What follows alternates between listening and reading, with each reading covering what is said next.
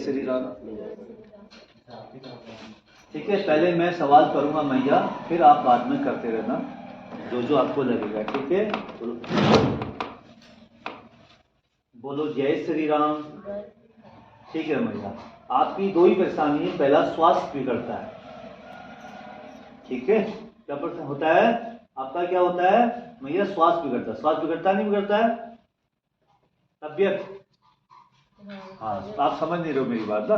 आपकी तबियत खराब होती है। अब मैं बता रहा क्या क्या खराब होती है। तो अरे मैया मैंने कहा ना, तुम सब बोल दो कि आए जाएगा ना। पहले मेरी बात सुन लेना, फिर अपनी बात रखना जैसा भी है। आपका स्वास्थ्य काफी समय से बिगड़ रहा है। क्या बिगड़ रहा है?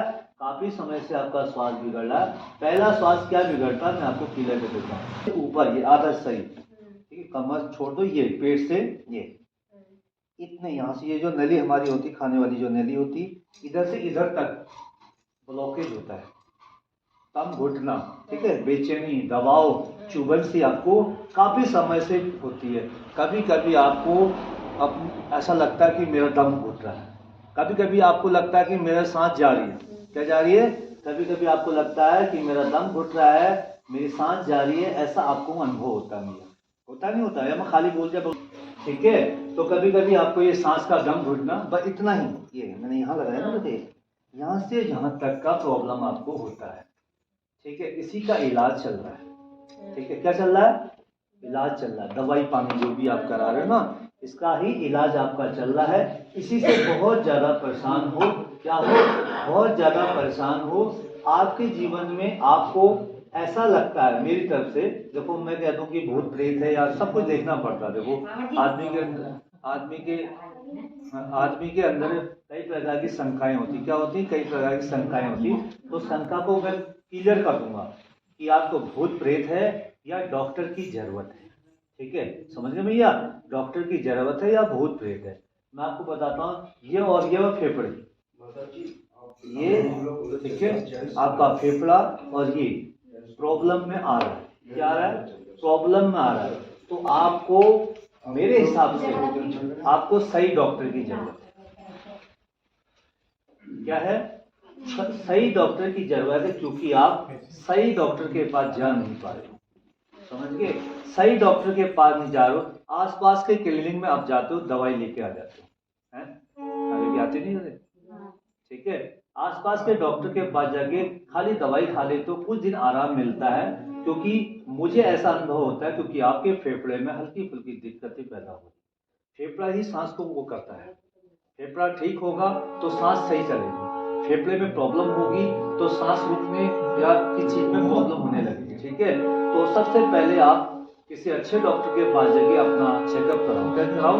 अपना फेफड़ा, अपना गला चेक कराओ। अगर आप ये चेक करा दोगे तो आपको सही बीमारी पता चल जाएगी, क्योंकि अभी बढ़िया चेकअप नहीं हुआ है। हुआ है या नहीं? अभी आपने बड़े डॉक्टर को दिखाया? दिखाया। जब मर जाएगी तब दिखाओगे? बोलो, है बाबा जी? है, जब मर जाएगी तब दिखाओगे?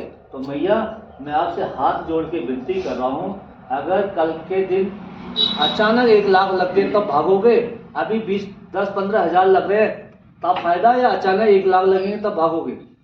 बोलो, जब जम जाएगा सब कुछ फेफड़े में जम जाएगा, जब आपका ऑक्सीजन मतलब 90 से पूरा 5-6 में आएगा, तो फिर तब तो तुम कहोगे कि कोरोना काल आ गया, कोरोना हो गया, अब माता जी को हम छूएंगे नहीं।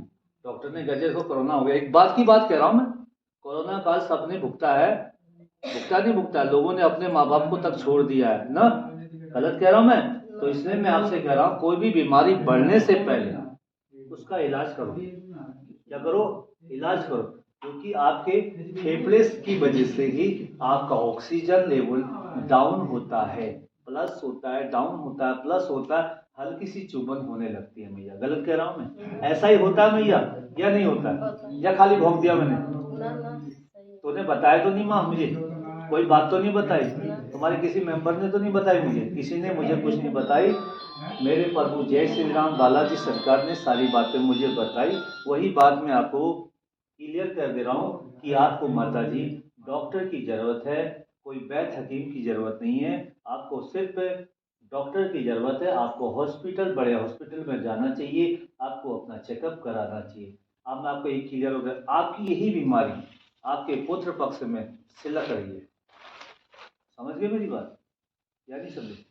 आपकी यही बीमारी, ठीक है, इसमें सिलकता है, तो ये बीमारी जो सिलकती है, मैं बीमारी का नाम नहीं बताऊंगा आपको, ये बीमारी सिलक रही है, आपके धीरे धीरे ट्रांसमिट होगी आपके बाप के बेटे में, फिर बहू में, ऐसे करके सिलकी। क्योंकि अगर आपकी जड़ सही हो गई, अगर आपकी जड़ ठीक हो गई, तो ये आगे नहीं सिलकेगी। समझ गए?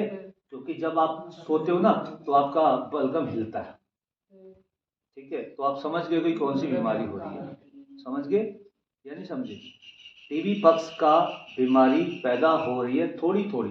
अब मैं क्लियर नहीं कर रहा हूँ, रिपोर्ट में आपको क्लियर नहीं दे रहा हूँ, क्योंकि मैं टीबी पक्ष में कोई क्लियर नहीं बोलूंगा आपको ना, क्योंकि इसलिए क्लियर नहीं बोलूंगा क्योंकि पहले आप रिपोर्ट कराइए। क्योंकि जब आप लेटते हो तो आपका बलगम ऐसे ऊपर नीचे आवाज आती होगी, यहाँ से आवाज आती है बलगमों की, तो ये बलगम जमता रहेगा जमता रहेगा। बलगम क्या करता है, फेफड़ों को खाता है, और जिस दिन खा लेगा ना, तो 1 लाख रुपए कर्जा देना, भाई साहब मेरे को कर्जा दे दो, हाथ जोड़ोगे। अगर अभी इलाज कर दोगे, 300 रुपए की पर्ची लागू लगेगी, अच्छे डॉक्टर को दिखाओगे, अगर अभी इलाज हो गया तो माता जी बच जाएगी, अन्यथा तुम्हें लंबा पैसा भुगतना पड़ेगा, देना पड़ेगा। इसलिए मैं सही सही रिपोर्ट आपको मैंने दे दी भैया, बाकी आपकी मर्जी, ठीक है, आपकी मर्जी।